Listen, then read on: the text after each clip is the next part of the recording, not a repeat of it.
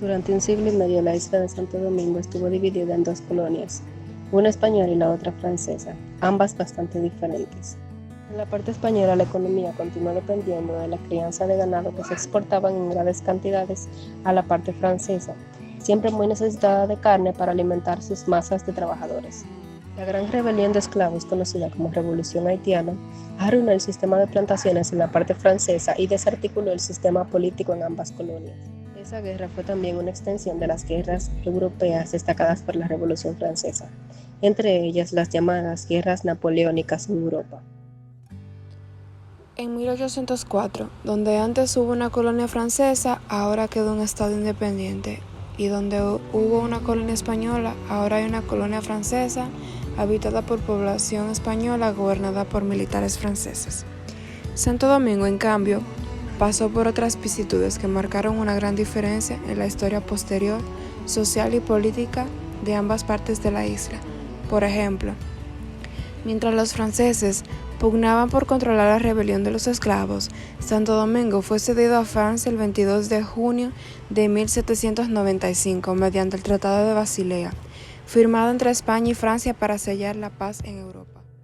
El gobierno de París quería que la colonia española fuera controlada por tropas compuestas por soldados blancos, que eventualmente serían enviados desde Francia.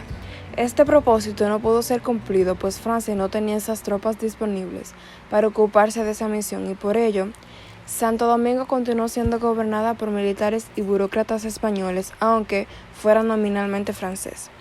Toussaint Louverture puso fin a esta anómala situación en enero de 1801 cuando invadió el territorio y unificó la isla bajo un solo gobierno, manteniéndola como una colonia francesa.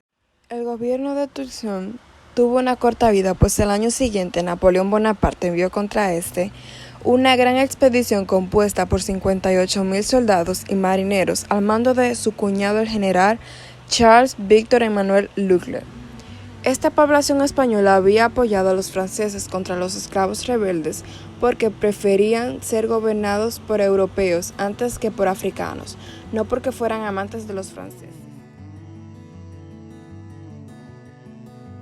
Si algo había definido la vida política dominico-española en Santo Domingo durante todo el siglo XVIII, esto había sido la lucha contra la penetración francesa en las fronterizas. Si de algo están colmados los archivos coloniales durante el siglo XVIII, es de miles de documentos que dan cuenta de las luchas, batallas, escaramuzas y negociaciones entre franceses y españoles en torno a la posesión de las tierras fronterizas. Esas diferencias fueron finalmente zanjadas mediante un tratado firmado en la ciudad española de Aranjuez en 1777, pero el sentimiento antifrancés de la población dominico-española siguió perviviendo durante muchos años. Para los habitantes de la parte oriental de la isla de Santo Domingo, ser dominico-español en el siglo XVIII equivalía a ser antifrancés. Francia y sus colonias eran entonces la principal amenaza que controlaban los habitantes de la parte española de la isla de Santo Domingo. Por ello, fue tan visible la profunda reacción antifrancesa de la población dominico-española cuando llegaron a Santo Domingo las noticias de que Napoleón Bonaparte, en marzo de 1808, había derrocado la monarquía y mantenía como rehenes en Bayona a Carlos IV y a su hijo Fernando.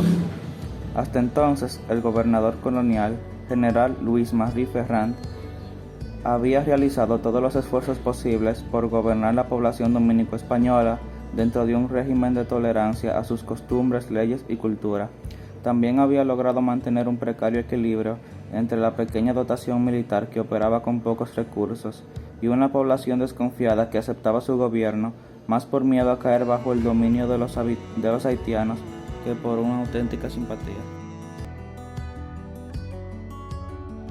Este era un miedo bien fundado, pues en marzo de 1805 el gobernante haitiano Jean-Jacques Dessalines había invadido la parte española de la isla con la intención de reunificarla bajo su mando, tal como había hecho Toussaint en 1801. Dessalines fracasó en el intento, pues la población dominico-española luchó al lado de los soldados franceses y la invasión fue repelida. En su retirada, las tropas haitianas masacraron a los habitantes de los pueblos ubicados en su ruta, particularmente La Vega, Moca y Santiago, y quemaron esas ciudades. Esas masacres nunca fueron olvidadas por los dominicos españoles, quienes tampoco olvidaron los incontables prisioneros que Dessalines llevó consigo a Haití, que luego perdieron la vida en aquel país. Como consecuencia de esa nueva invasión haitiana, la primera fue la de la Toussaint, miles de dominicos españoles decidieron emigrar hacia Venezuela, Cuba, Puerto Rico y España. Lo mismo hicieron varios centenares de familias francesas procedentes de Saint-Domingue que se habían refugiado en la parte oriental de la isla bajo la protección del gobierno de Ferrand. 2 oleadas de emigración habían tenido lugares previamente, una en los meses siguientes a la firma del Tratado de Basilea y la otra luego de la ocupación de Santo Domingo por las tropas de Toussaint.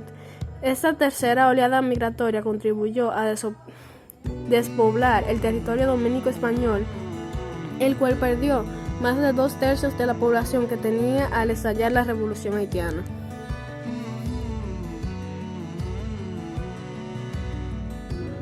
Esa era, en términos generales, la situación de la antigua parte española de Santo Domingo. El 2 de mayo de 1808, cuando llegaron las noticias de la caída de la monarquía española y la invasión napoleónica a España. En ese momento apenas se sabía que Napoleón conduciría a Francia a nuestro muy amado Fernando VI para educarle, que al señor Don Carlos IV lo había destinado a vivir en un convento, y que José Bonaparte iba a gobernar la península interín. Nuestro Fernando se instruía lo necesario para regirla. En realidad, Napoleón había derrocado al rey Carlos IV y se llevaba de rehén al heredero al trono, Fernando. Y por ello, el pueblo de Madrid se levantó en armas contra los franceses 2 meses más tarde, el 8 de mayo de 1808. Las noticias de este levantamiento llegaron a Santo Domingo desde Puerto Rico, cuyas autoridades fueron informadas temprano de los acontecimientos, pero no fue hasta finales de julio de 1808 que el gobernador de Puerto Rico recibió informaciones oficiales de la declaración de guerra a Francia por parte de la Junta Provincial de Asturias.